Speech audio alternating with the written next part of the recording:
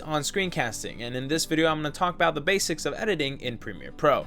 In the last video we imported our footage into the timeline. Now let's talk about what we see when we click on the clip. These V numbers are your video tracks, and the things that are on top of the stack gets shown first. The A numbers are your audio track, and every piece of media you import is going to have these two tracks. We can move these around just by simply dragging it. Let's first take a closer look at the default effects that were given on the top left.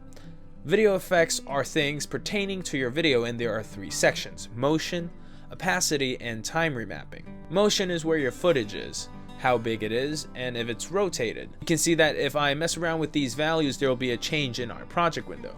Opacity is how transparent our video is. Time remapping is simply how fast or slow we want our footage to be. Moving down, we have audio effects. The only thing I want you to worry about right now is level. This is just how loud your audio is. Sometimes you need to adjust this because your music might be too loud or your audio is too quiet. This is just where you would do it. We'll talk about these little stopwatches later, but for now, just make sure they're gray. Just click on them to deselect them.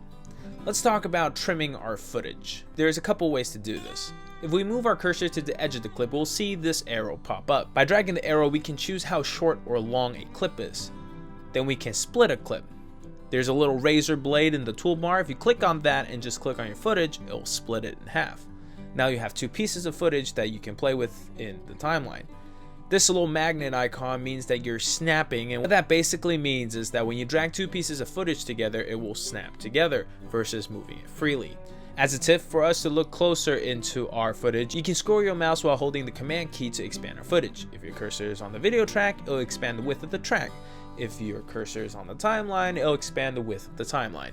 Now that we've gotten our footage in our timeline and learned the tools you need to trim it, and messed around with a bit of editing, it's time to dive deeper. I'll see you in the next video.